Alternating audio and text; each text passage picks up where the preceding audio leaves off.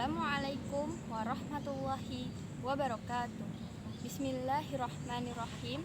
Alhamdulillahirabbil Wabihi nasta'inu ala umurid dunya waddin.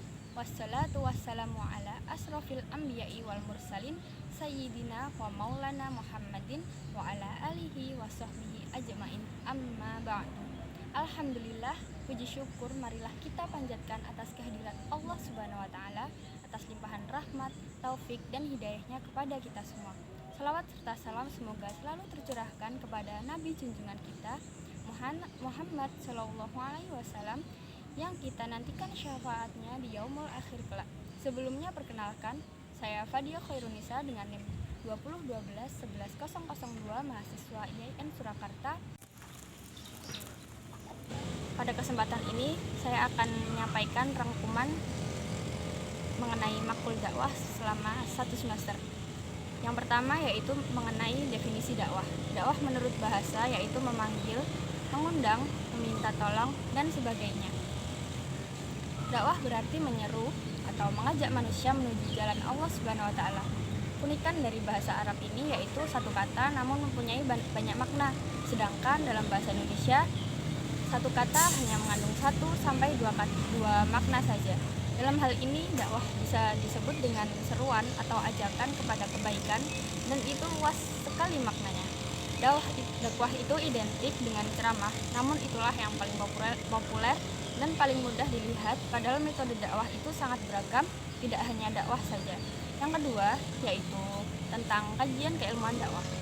Sesuatu dapat disebut keilmuan jika memenuhi beberapa syarat, diantaranya yaitu objektif, metodik, universal, dan sistematis. Objek formal dari dakwah adalah proses kegiatan mengajak manusia dengan menyampaikan ajaran Islam. Sedangkan objek materialnya yaitu dai atau pendakwahnya itu sendiri.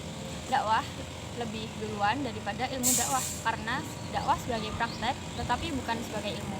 Dakwah itu tidak bisa berdiri sendiri dan perlu ilmu lain untuk mengkaji objek yang disampaikan. Yang ketiga yaitu mengenai sejarah perkembangan dakwah. Balaghah adalah ilmu tentang cara menyampaikan. Ilmu balaghah ada 3. Yang pertama yaitu ilmu mani atau ilmu tentang cara memberikan pemahaman ilmu. Yang kedua yaitu ilmu bayan atau ilmu tentang memberikan penjelasan. Yang ketiga yaitu ilmu badi atau ilmu tentang keindahan bahasa. Kemudian ada 3 tahap perkembangan dakwah. Yang pertama, tahap konvensional atau tradisional. Pada tahap ini pelaksanaan dakwah berdasarkan pada pengalaman orang per orang. Yang kedua, tahap sistematis. Pada tahap ini sudah mulai ada diskusi, sarasehan, pertemuan ilmiah yang membahas dakwah. Yang ketiga, dakwah pada tahap ilmiah. Pada tahap ini dakwah berhasil tersusun sebagai ilmu pengetahuan. Yang selanjutnya yaitu yang keempat, mengenai hakikat dakwah. Hakikat dakwah dibagi menjadi 3 subjudul. Yang pertama, sifat-sifat dakwah. Sifat-sifat dasar dakwah itu ada 5 bagian. Yang pertama, dakwah bersifat persuasif dan bukan koheresif. Yang selanjutnya, dakwah ditunjukkan pada pemeluk Islam dan non-Islam. Yang C, dakwah berusaha mengembalikan fitrah manusia. Yang D, dakwah harus bersifat rasional atau masuk akal. Yang E, dakwah menjadikan pesan dakwah adalah ajaran rasional. Yang selanjutnya mengenai fungsi dakwah. Yang A, menjadikan misi Islam itu tersebar. Yang B, mengajarkan kasih sayang, Islam menghargai perempuan, toleransi pada perbedaan. Yang C, amar ma'ruf nahi munkar. Yang selanjutnya yaitu peran hidayah dalam dakwah. Hidayah mutlak datang dari Allah. Kita hanya bisa mengajak tanpa bisa merubah. Mendoakan diri sendiri dan orang lain agar bisa mendapatkan hidayah dari Allah Subhanahu wa taala. Materi yang selanjutnya atau yang kelima yaitu fikih dakwah. Dai dalam dakwah dibagi menjadi 3. Yang pertama, yang A yaitu mujtahid atau pendakwah yang memiliki kemampuan menggali sendiri mendalam pesan dakwah dalam sumber hukum Islam. Yang kedua yaitu mutabi, yang mengambil pesan dakwah dari hasil penafsiran para ulama dengan memahami dalil yang mendasarinya. Yang C yaitu muqallid atau pendakwah yang menyampaikan pesan dakwah tanpa mengetahui dalil-dalil yang mendasarinya tapi yakin dengan kebenarannya. Hukum dakwah ada 2, yaitu fardu ain dan fardu kifayah. Namun hukum dakwah ini menjadi perdebatan di kalangan ulama. Yang materi yang selanjutnya atau yang ke-6 yaitu mengenai prinsip dakwah. prinsip dakwah adalah pegangan dalam berdakwah. Yang pertama, akan memberi keteladanan sebelum berdakwah. Yang kedua yaitu dengan mengikat hati sebelum menjelaskan. Dan yang ketiga, mengenalkan sebelum memberi beban. Yang keempat, memudahkan, bukan menyulitkan. Yang kelima, memberi pemahaman dan bukan dengan mendikte. Yang ketujuh, yaitu pendakwah.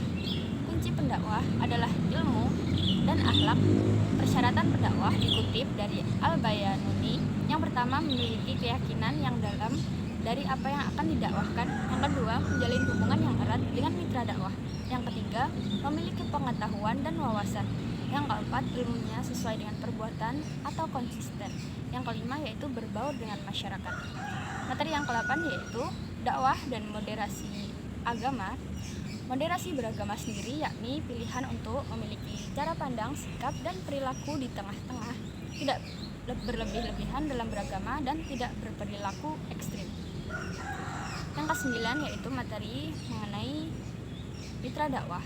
Mitra dakwah adalah bagaimana cara kita menghadapi mad'u atau audiens dengan menyampaikan menggunakan bahasa kaumnya yang disampaikan dengan melihat siapa golongan dari audiens tersebut. Cara menyampaikan dakwah lebih penting daripada isi dakwah. Oleh karena itu, setiap dai dituntut bisa menyesuaikan diri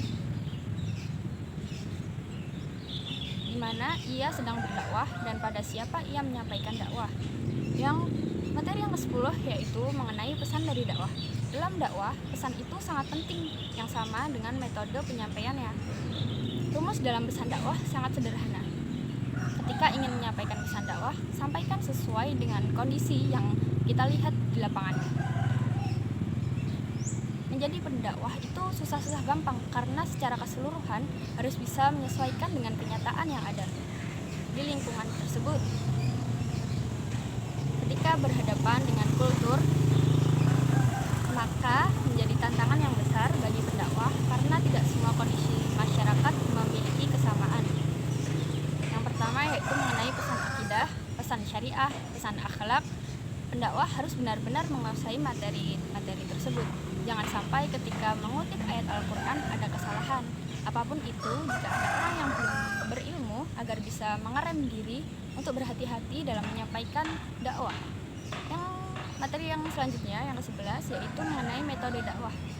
Hikmah-hikmah yaitu berdakwah dengan memperhatikan situasi dan kondisi sasaran dakwah dengan menitik beratkan pada kemampuan mereka, sehingga di dalam menjalankan ajaran-ajaran Islam selanjutnya mereka tidak lagi merasa terpaksa atau keberatan.